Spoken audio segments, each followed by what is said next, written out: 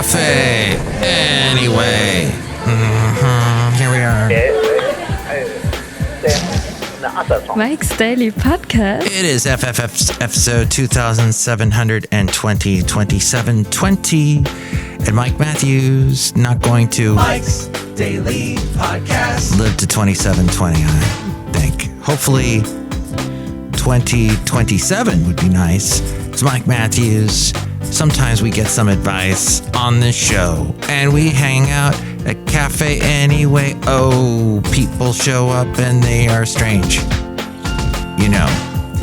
And the website is mikesdailypodcast.com if you want to go there. Mike's Daily Podcast. Check out the past podcast pictures and all that. That's appreciated. So, Mike's got some interesting stuff Daily on the show Podcast today.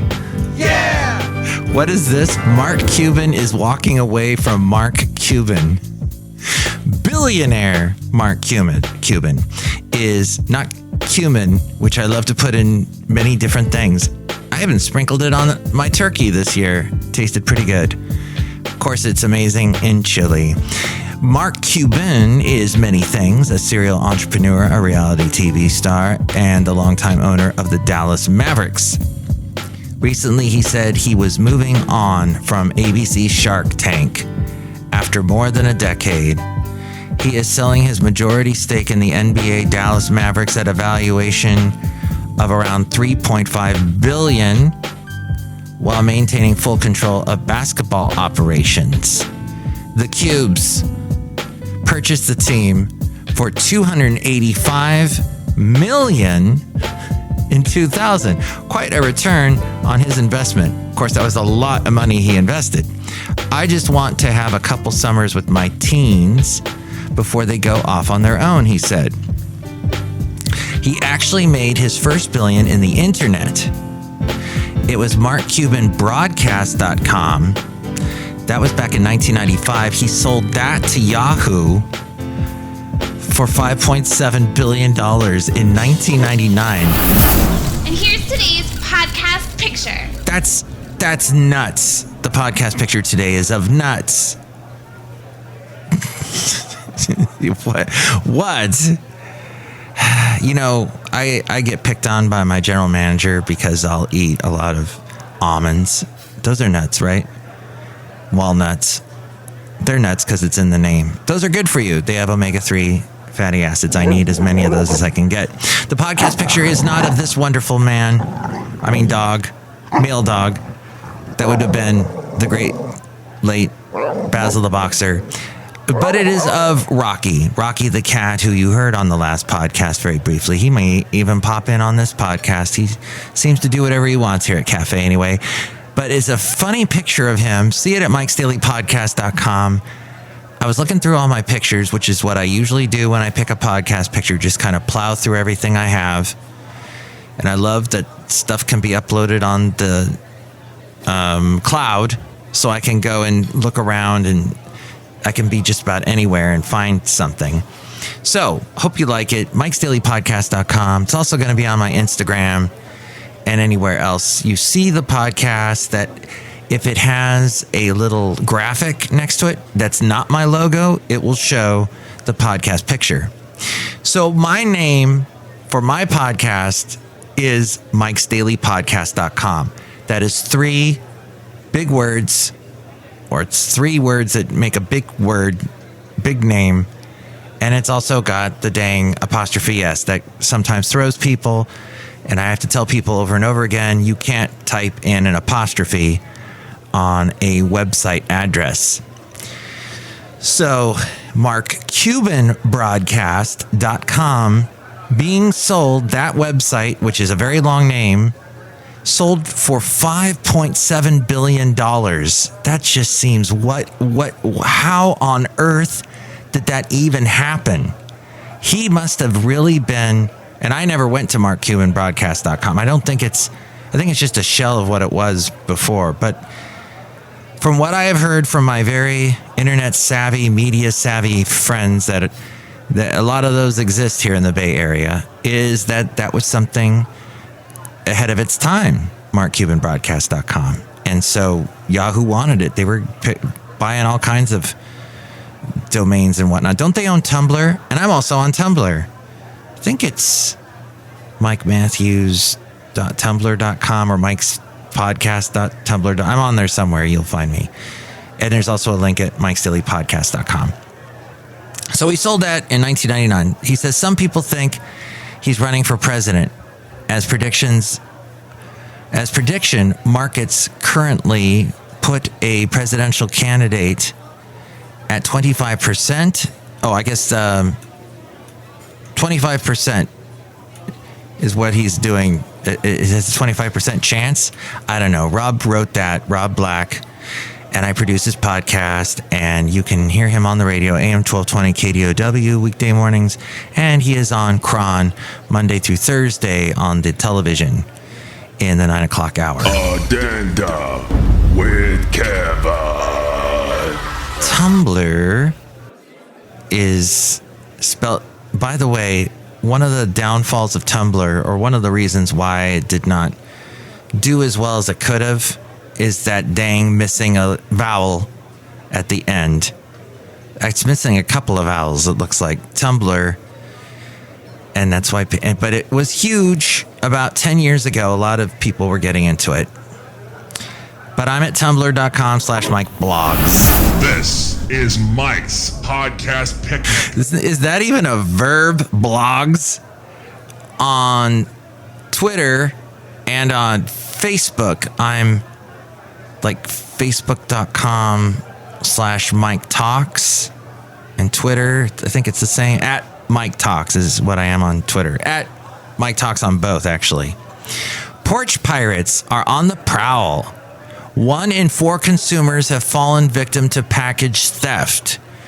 We heard recently there are more Amazon deliveries that Amazon itself is delivering, and not UPS, not the USPS, not anybody else. It's just Amazon. So they're dropping off a lot of stuff on your porch. So these days, more than ever. As we go outside a Café Anyway. Oh, I just stepped over something that just came from Amazon. Anyway. I don't know what that was. It's probably for my lovely lady friend, or Rocky the cat. The holiday packages are more valuable. On average, consumers plan to spend about $547 on online orders. MTV News. You hear it first. We get packages that are worth about 147. So suddenly it's jumped up an extra $400, which is more than 3.5 times higher than what consumers typically spend on online orders. Mike is on it, man. Man go where no man has gone. We love it, 22% had a doorbell camera when the theft occurred. So it didn't even matter, that doorbell camera that Amazon tries to sell you that too. You know, there's a real scary holiday coming up. So as the expression goes, they got you coming and going. 22%, and it still didn't matter. They were still robbed. $81 is how this is supposed to be read, is the average value of a stolen package. $81. And 25% of victims never received a refund for the stolen property. What? No. Oh, that's crazy. That's a huge percentage. 25%. Wow. So when the late great Basil the Boxer could not stand on his back legs anymore, I went online and I found that there was a harness specially designed for dogs like that. You could pick the back legs up. So I ordered one, and I remember it never showed up. But I contacted Amazon. What do? They told me to contact the merchant, and it all worked out. In the end, I got my money back. I bought it again and resent it. But you hear about this sort of thing all the time. We've had issues where the package delivered to us was put next door, and it's always the neighbor. It's the neighbor to the left, not the neighbor to the right, that always seems to get it. Not sure why. You know, I mean, people get stuck on stupid. You know what I mean? 4 in 10 adults have some kind of health care debt. Almost half. In other interesting news there. Dallas cowboy cheerleader and 77-year-old Dolly Parton's album, Rockstar, It debuted in a number 3 spot on the Billboard Top 200 chart, making it her highest charting album ever. Even back when she was this huge country icon, having all those hit songs like 9 to 5, He'll Come Again, But You Know That I Love You, I'll Always Love You, all those other ones. The albums that those were on, even the greatest hits, didn't sell as much as this one, or chart as high as this one. That's amazing. McDonald's is bringing back by the way, why? Why, Dolly? It seems to be people love her version of We Are the Champions, but I love that thing. Is it Ron Halford from Judas Priest? I love the stuff that they did together. They're like really good friends. And he's bald like me. Woo! I'm not gay like him, but that's still, I don't quite rock like him either. But he is a rocker. He's an icon. Speaking of icons, McDonald's is bringing back the iconic McNugget Buddies. It was apparently big in the 1988. This is a limited edition Happy Meal toy for those of you that were yearning for that kind of thing. So DeSantis decided to take shots, take the low-hanging fruit, make fun of our cities. First off, none of his cities even rival the size of our top 2 cities in California. His cities, yeah, he's got Miami. Yeah, he's got Tampa. I love Florida. I love parts of it. Some of the people are like, Let me give you an example. My mom, my late mom, lived on this very short street. She had neighbors that were cool. She had a couple neighbors that were cool. The rest were like, what is going on here? What is happening? Wow. There's, from what I saw in Daytona Beach, Welsh on the world. Let's just say you have a couple of choices as far as eating. You can eat something that's fried and eat it while you're sitting by some body of water. Or you can eat something that's fried and sit by some body of water, a smaller body of water. There's so much fried food in Florida. Now, this was the case in Alabama too, and probably in the South in general. But wow. After a while, you're like, okay, fish and chips for the 8th night in a row. This is, wow.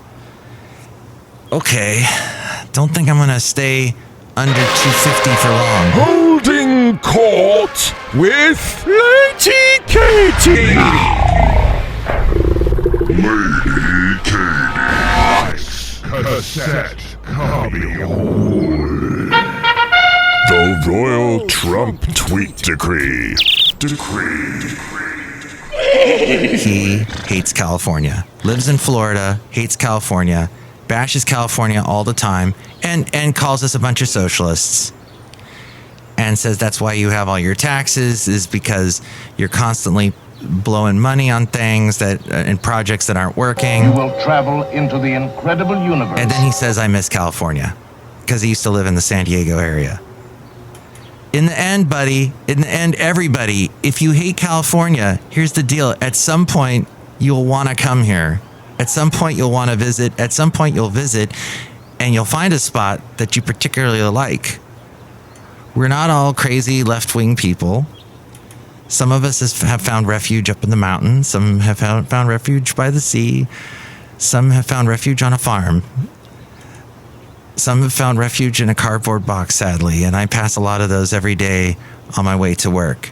And like I've said, I don't like the traffic. I don't like the taxes. The 2 terrible T's I can't stand, traffic and taxes. And I don't like graffiti. But since I'm going with this T theme, let's say it's called Truffiti or graffiti. We'll just put the final emphasis on that. Kathy's Corner. Kathy's Corner. corner! When you are a man, sometimes you wear stretchy pants. But lots of people that I know that go, hey, I went to the city, and yep, I almost stepped in something, and you hear that all the time. Although the last time I went to the city, it was probably it was during the summer, and I did not see any of that. So we'll just leave it at that and say Ron DeSantis needs to dial that back and remove the log out of his own eye before he laughs at the splinter in our own. I think I quoted that correctly from the Bible. In Florida, you got to watch where you step, because if you step on something, you may not step in feces, but you might step on something that'll bite your foot off. I got through that. I got into it. And they got their hurricane stuff. Yes, we've got horrible earthquakes we got to worry about, but that does not happen as much as those hurricanes are happening. Knock on wood. This show is clean. I don't want anyone to go through hurricanes, but my mom used to go through it. Pretty much. But she'd be, just Florida. You just got to deal with it living in Florida. Got to get through these hurricanes. So, but Gavin Newsom, who was debating up there on stage with DeSantis, he apparently is going to drop a lot of money on trying to fix this homeless situation. He did have a plan that involved taking over a lot of hotel rooms during COVID. Fabagoo. That things to do. Could have been a colossal failure. The main thing that came out of that pointed anywhere towards failure was that in LA, the money got misappropriated. And earlier this year, actually earlier last week, somebody that was involved in one of the scandals of not using Newsom's money correctly was indicted on racketeering charges. But he has announced millions in grant money to help local and state agencies clean up homeless encampments near California roads. Recently in Santa Rosa, Caltrans, the Department of Transportation in California, cleaned up a bunch of encampments, just took the stuff and threw it away, put it in a big dumpster and crushed it. Just destroyed it. It's all gone. Didn't have to, people weren't like, you can't touch their stuff. That's their stuff that belongs to them. It was just, nope, they're on state property, it goes. So they're cleaning up highways, bike paths, parks. Bans mutations. And Newsom actually said last week, the public has had it. They're fed up. I'm fed up. We're all fed up. So that says a lot, because there has been, in California, there still is a lot of sympathy for the unhoused. Although I talked to somebody a trucker who had driven his truck all the way, his cargo from Boston, and he was here in California dropping it off, and he was about to go back to Boston. He said, here, you're homeless. They're not really homeless. They're just camping. He says, in Boston, if they're homeless, it's like a life and death thing.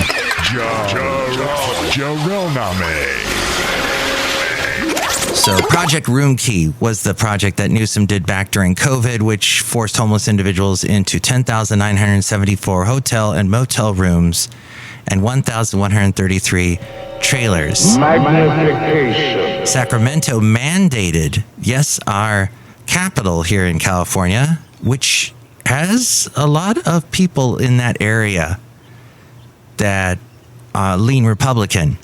Sacramento, though, was mandated these private businesses, most of them already under tremendous duress from the pandemic's impact on travel and tourism, swap potential paying customers for people who exhibit high rates of drug use, mental health issues, and often have zero income.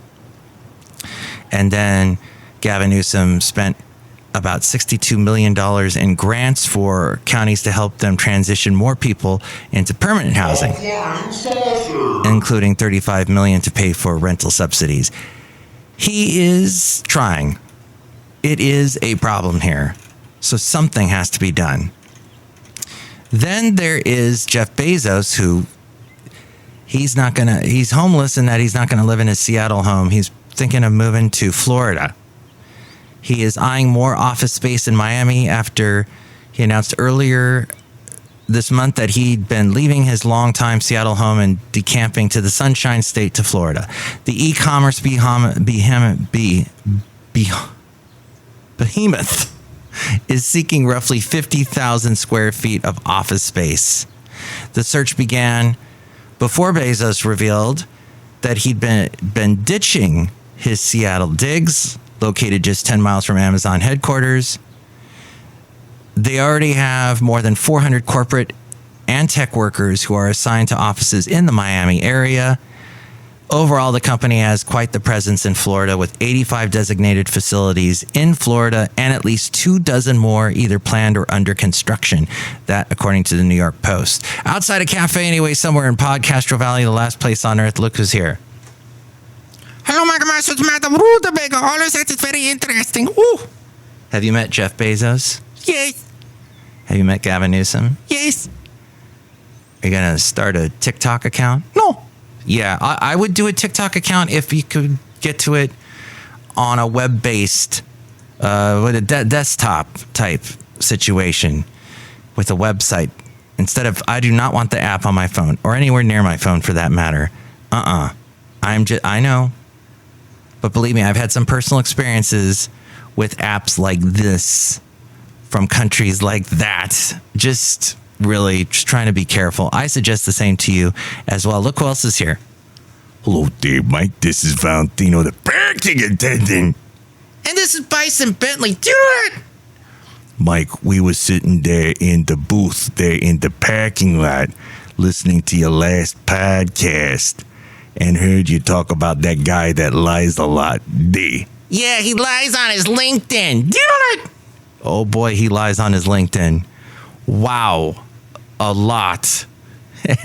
And anybody that knows him that I talk to, they're like, oh, well, he's just, him.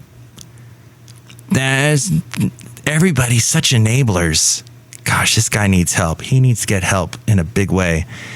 But LinkedIn, they need to get fact checkers over there, because this kind of thing should not be posted on LinkedIn, the stuff this guy's posting, because he's lying. And that's the end of this podcast. Would you like to chime in about anything we covered today? You can call me at this number. Call Mike at the Café Anyway hotline. Area code 510-228-4640. And with more ways to reach me, here's a frame. Mike's Daily Podcast is written and produced and performed by Mike Matthews. His podcast is super easy to find. Download or listen to his show and read his blog at mikesdailypodcast.com. Email Mike now at mikesdailypodcast@gmail.com. See you tomorrow. Bye.